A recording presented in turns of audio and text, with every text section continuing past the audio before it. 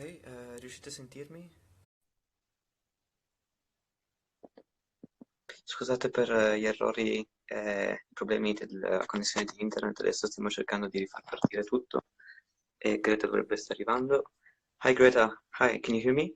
Hi, yes, I can hear you. It seems like the connection is better. Yeah, awesome.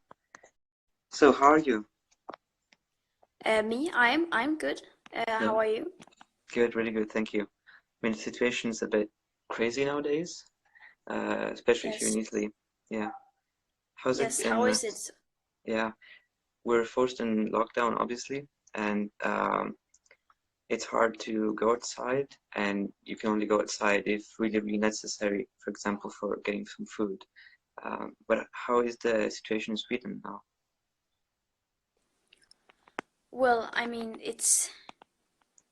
it's nothing like, of course we are very affected, like probably every country is affected, but nothing nothing like Italy. We hear lots about Italy's situation, and it's and yeah, we all feel very, we are in solidarity with you. And here in Sweden it's not like we don't have much restrictions. They give like recommendations, the authorities give recommendations on what we should be doing, but they don't tell us, or of course in a few cases, but they basically just give us recommendations on what we should be doing and not be doing, because in Sweden people seem to trust the authorities more, so we are like,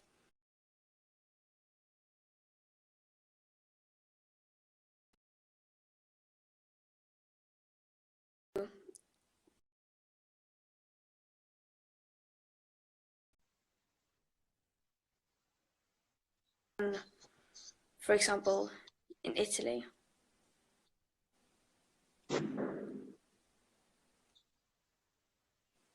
Yeah, and so during this crisis, the novel coronavirus crisis, it seems a bit like uh, the climate emergency crisis is on hold. So, what are the similarities and differences, to your point of view, between the two crises? And how can we move forward into raising awareness about the climate crisis even during this period? Well, of course, these both crises are need to be treated as crises, and we need to tackle them both at the same time. And of course, the climate crisis will not go away during this time. We just need to adapt, and have in mind that this is what's on people's mind right now, and what needs to be done right now to save lives. And we should not, of course, not be comparing these two crises, but we should be solving them both at once. But yeah, so, but how we can still keep, we just need to understand that we won't be able to do climate activism as we are used to during this time, because we need to stand in solidarity with people, and we need to listen to what the experts and authorities are saying. And yeah, that's what we have done. So we have sort of moved online, but we are still trying to advocate during this time, and we are also using our channels to spread information about COVID-19 as well. But yeah, the climate crisis doesn't go away. We need to treat them both as crises at the same time. Yeah. And so during this crisis, we're seeing that institutions around the world are acting really drastically as a response to the coronavirus crisis. Uh, but that's not really the case with the climate emergency. Why do you think that's the case, and what can we learn from this crisis that we're living now? Well, of course, the corona crisis is a more direct threat which affects us right here, right now. So of course the response is going to be very different, and but also one reason to why the corona crisis has really been treated as a crisis is because the people in power and the media have been treating this as a crisis from the beginning, and that has not been the case with the climate emergency. And of course, these are two different crises that require different responses, but yeah, we can really, when I think this will definitely change the way the people perceive crises, and when we really are in an emergency like this, we show that we can go together and that we can act very, very fast. So that is definitely something we will bear in mind. Yeah, and this crisis that we're living at the moment, the coronavirus crisis, it's a crisis that will at some point have an ending, and after that ending, we're going to be faced with the choice of what we're going to do to contrast the climate emergency. And so there's a big debate on how to approach this situation, on what to do after this crisis ends, and how to get the economy starting, but without going back to the system that we were in before. What do you think about this? Yes, I mean, of course, the coronavirus will and has already turned the world upside down. So yeah, just like you said, when we will have a choice, how we want to restart the world again, how we want to, and then it's important that we think long term, and that we just, yeah, that we think what will benefit us in the long run, and that we really think about the bigger picture. And many people will, we have to be aware that many people will use that situation to try to continue to boost business as usual. For example, they will bail out companies that are very harmful in the long run, and yeah, they will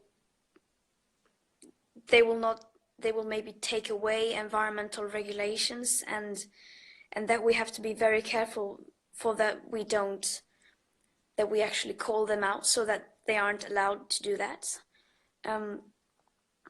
But yeah, we of course we shouldn't be talking about opportunities in that way, because this is a tragedy and people are dying. But still, there will be a whole different situation. The world will look completely different, and then we have to, of course, choose which path we want to take moving forward. And then it's important that we use the right one. Yeah, thank you. And so at the moment we're all at home. We're constrained in the in our houses. And so what can we do as activists, but also as people in our society, to try to fight the climate crisis while at the same time social distancing? Well, there are many things you can do, and we need to be creative and find new ways. And one thing you can do is, for instance, is to join the climate strike online, that you strike online. And also that you maybe, I don't know, that, I mean, there are many things you can do online. You can email or call your local politician, and you can still put pressure on institutions and people in power, corporations, while you are at home, and still try to share information online. And especially one thing that you can do when you're at home like this is to inform yourself, to read about what is happening to try to understand, to learn more how does the world look like right now, and what is the situation, and how can we move forward, and what are the problems we face right now, and so try to understand. That is one very important thing that we cannot underestimate, because it feels like everything is on hold, so you might as well educate yourself, to read or listen to audiobooks, watch films, or listen to podcasts. Yeah. And so also a big news that has come out in this week is that the COP26, which was supposed to happen in November this year, has been postponed till next year. And this is, of course, a big issue, but also really concerning. What do you think about it? Well, of course, it was completely expected. I mean, I would have been surprised if they wouldn't have postponed it, since all the other events like it have been postponed or cancelled. So yeah, we just have to be able to do the best out of that situation, and remember that the COP can be postponed, but climate action cannot be postponed, and that we don't take this as that we simply move forward anyway, and that we find our way out of this situation without having to do the COP the way it was intended. Yeah. So there's many different things that a person could do in this moment to act on the climate crisis. And one thing, really easy thing people could do is either join the climate strikes online, which happen every single Friday. And another example would be to sign the European Citizen Assembly, which can be found online. Now I'm just gonna translate to Italian a bit what we discussed about in these 2 minutes. Yes. Quindi abbiamo parlato un po' di diversi argomenti, iniziando un po' a discutere di quali siano le differenze tra la crisi climatica e la crisi del coronavirus, del Covid-19. E Greta ha affermato che non si possono realmente comparare queste due emergenze, perché sono entrambi emergenze di una grandissima importanza, che devono essere affrontate equalmente. Tuttavia l'emergenza climatica non sta venendo affrontata allo stesso modo in cui sta venendo affrontata la crisi del coronavirus, e questo ha a che fare sul fatto che la crisi del coronavirus viene percepita come se fosse più importante, dato che sta venendo così in fretta. Abbiamo parlato del fatto che dopo la crisi del coronavirus avremo bisogno di ripensare la nostra società anche in vista dell'emergenza climatica. Vi saranno delle opportunità, ma non è bello metterlo sull'opportunità, nel fatto che potremo effettivamente cambiare la società una volta che questa crisi verrà terminata. Anche se siamo adesso tutti quanti chiusi in casa, si può comunque fare molto per aumentare la consapevolezza rispetto alla crisi climatica. Ad esempio, si può unire agli scioperi climatici del venerdì, oppure si può firmare l'ECI, che è un'iniziativa europea per la Commissione europea, ed è una petizione online che si può trovare sul sito di Fridays for Future Italia. Ok. So yeah, how have you been approaching the situation of having to stay home alone or with your father? I've been, I mean, I can't complain. I have everything I need here. I have 2 dogs. I have lots of work that I can do, so I'm not bored. And I have board games to to be able to do something. And so yeah, for me it's not been hard, I can't say. So yeah, but of course you hear about, you have like the news on all the time because you want to hear updates on what's happening around the world. So but yeah, it's just so hard to realize what's happening. It's like in a matter of a few weeks, the world has been completely turned upside down, and it's just a bit hard to grasp. And yeah, and it's very, of course, very concerning and very sad to see and to hear everything that's been happening, and especially what's been happening in Italy, especially northern Italy. And yeah, and I just feel you want to be able to do something, but there's like nothing you can do from home. So yeah. Yeah. So we have a question from some of our followers, and that is, do you like Italy, and did you like the strike in Turin? Yes, I love Italy, and I really enjoyed striking in Turin. So the reception was incredible, and I was very grateful for that event to have been organized so quickly. It basically was organized in no time, so that was very unbelievable in a way. But yeah, I really liked it. Awesome, thank you. Yeah, so regarding the ECI, the European Climate Initiative, Citizen Initiative, why do you think that can be really useful to bring forward? To be honest, I'm not really very much involved in that project, so I don't know if I feel 100% comfortable with talking about it like that. But I think we should really be pushing and endorse all the initiatives that are happening right now. And so yeah, I welcome all the initiatives, especially when people are trying to make a difference and to improve the state of the world. And yeah, especially when it comes to the climate.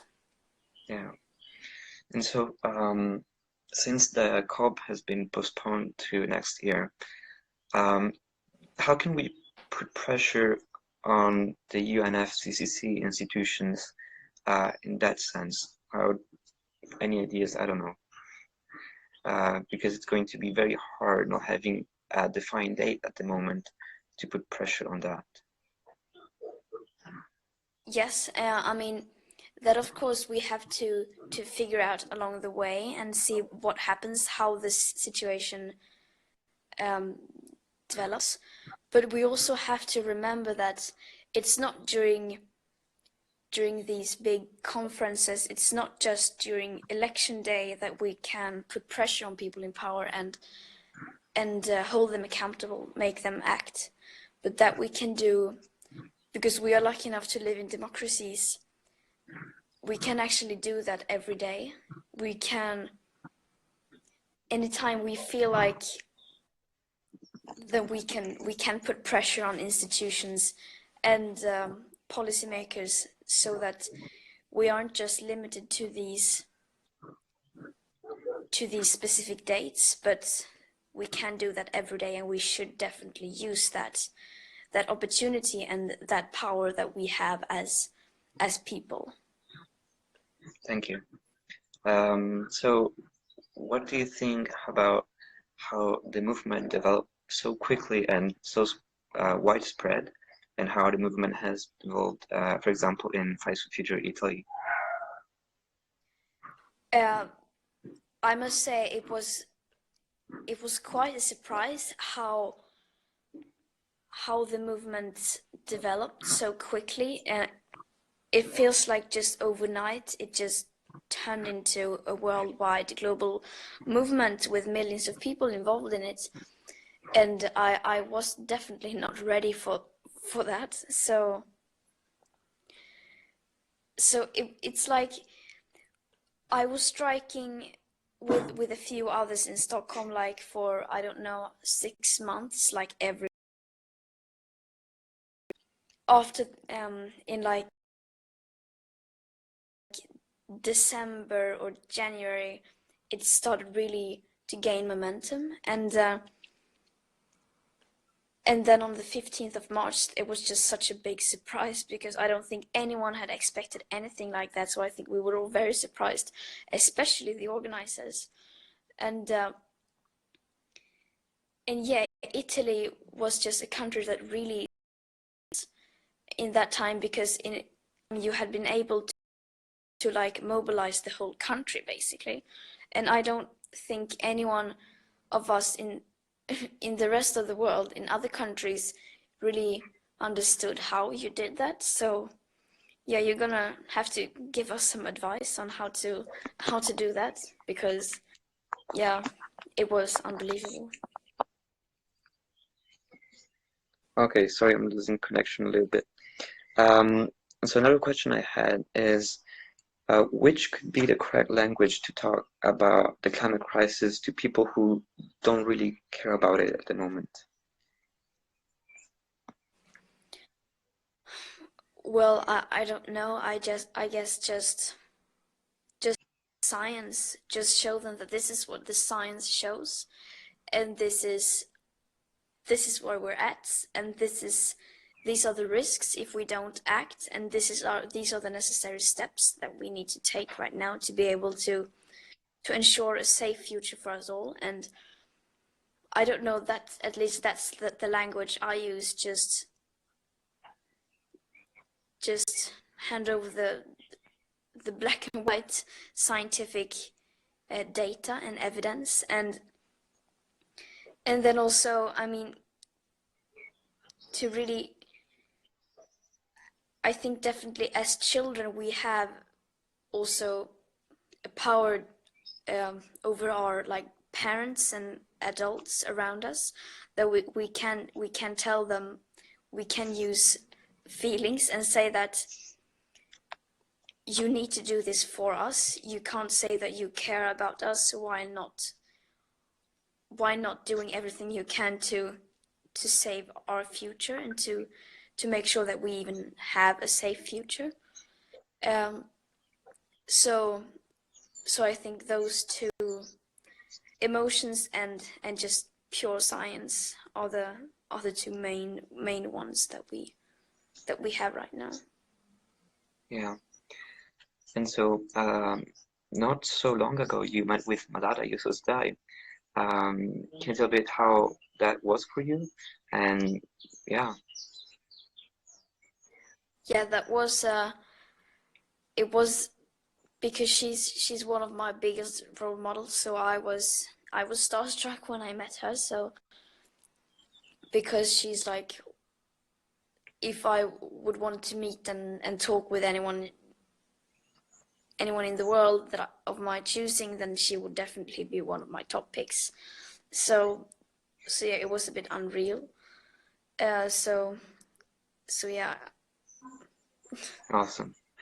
And another thing that is really important to think about at the moment is how the fight for the climate crisis is linked to the fight for feminism.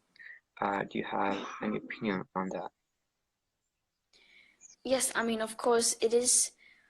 The climate crisis will hit those who are already the most vulnerable people, and that in the world today are mainly women and girls in the developing world. So of course, those are the ones that are going to be hit the hardest by the climate crisis, and those are also the ones who are already being hit the hardest. We can see that throughout the world.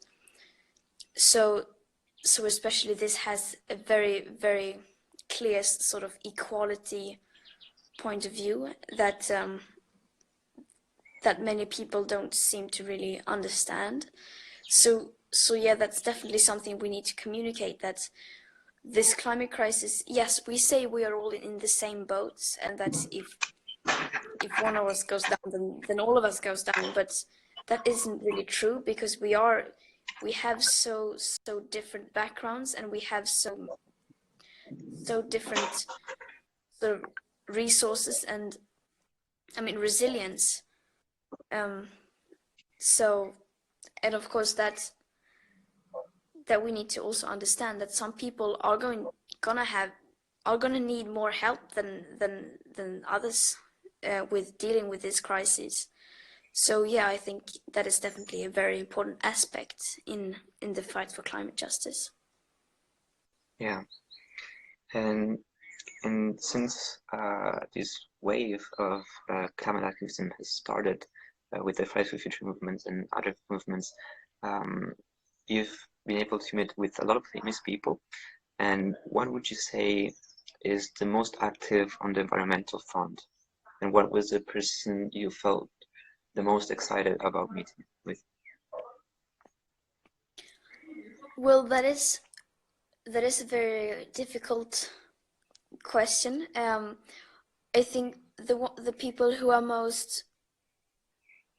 fighting the most and who are the most active are the activists, and the activists, I mean, both within the Fridays for Future movement, but I mean just everywhere, and also especially indigenous activists, because they are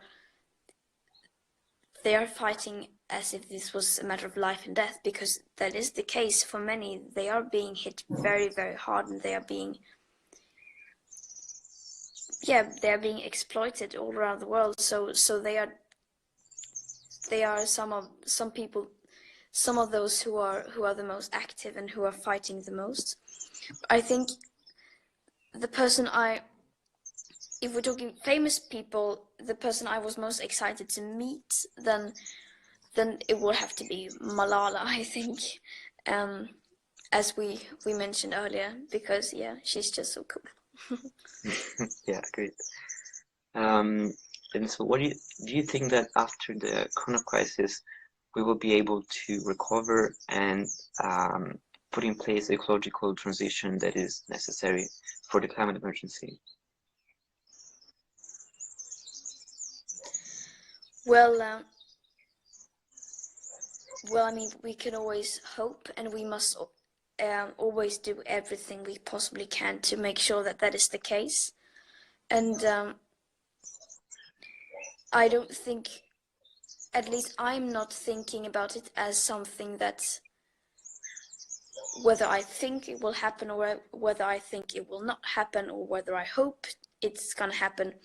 I just see it as something that we just simply need to do, and that's I need to be able to do everything I can to make sure that is the case. And yeah, because really, as I see it, and as we see it, is that we have no other option. So that is what we must do. Yeah. And so one last question we had is, will you ever be coming back to Italy to strike after the corona crisis? Maybe in Milan or? Yes, I will definitely come back to Italy after the corona crisis. Now we have to just wait and see what happens, but of course there will be a time after this, and yeah, then I would love to go there and to come back there and strike with you. And yeah, I look forward to that. We just have to get through these difficult times together right now. Thank you. So we are launching a very wide campaign in Italy to promote basically a green resistance. It would be a green plan, but with a different strategy. And we know it's necessary to involve a vast majority of people to implement this transition. And so we're launching a letter and then actions on the 24th of April, which will be digital actions. and this is to all the viewers that are watching this live right now. And so, yeah, thank you, Greta, very, very much for being on this live today. I hope you have a great weekend and a great evening. Thank you for having me on, and yeah, keep it on and stay positive. And yeah, I know you live in areas where it's very much where it hits the hardest right now. So just keep going and stay strong, and have a good weekend. Thank you. Bye. Thank you. Bye.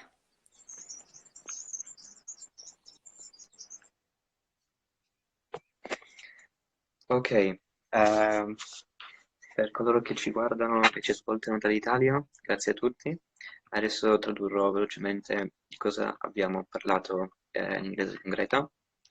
Abbiamo parlato dell'ECI, che è l'iniziativa dei cittadini europei, che è una petizione online rivolta alla Commissione europea e può essere trovata sul sito di Fridays for Future Italia.it. Potete farla firmare ai vostri amici, alle vostre famiglie, con l'obiettivo di ridurre le emissioni di carbonio a livello europeo. Abbiamo parlato di cosa può fare ogni singolo individuale in questo periodo di emergenza del coronavirus. Alcune idee sono quelle di unirsi agli scioperi digitali, ma anche di continuare a aumentare la consapevolezza con i propri conoscenti. Inoltre abbiamo chiesto qual è la persona che Greta abbia incontrato che secondo lei è più attiva dal punto di vista ambientale, ma anche la persona che Greta ha incontrato la quale l'ha emozionata di più, e Greta ha risposto che è Malala Yousafzai. E le persone più attive dal punto di vista climatico, secondo lei, sono proprio gli attivisti che scendono in piazza nelle manifestazioni di Fridays for Future. Abbiamo parlato di cosa succederà dopo questa crisi del coronavirus e della transizione ecologica che sarà necessaria dopo il termine di questa crisi che stiamo vivendo in questo momento. Inoltre stiamo lanciando in Italia una campagna molto grande per promuovere una resistenza verde, ovvero un piano verde per cercare di stare in linea con gli accordi di Parigi, e siamo consapevoli che sia fondamentale coinvolgere gran parte della società, e quindi il 24 aprile lanceremo una grandissima campagna e diverse azioni digitali, nonché una lettera rivolta a tutti e a tutte. Ottimo, quindi chiudiamo qui la live. Grazie mille a tutti per essere stati qui e speriamo di vedervi negli scioperi online del venerdì. E firmate l'ECI, potete trovare il link nella pagina di Instagram. Ciao a tutti.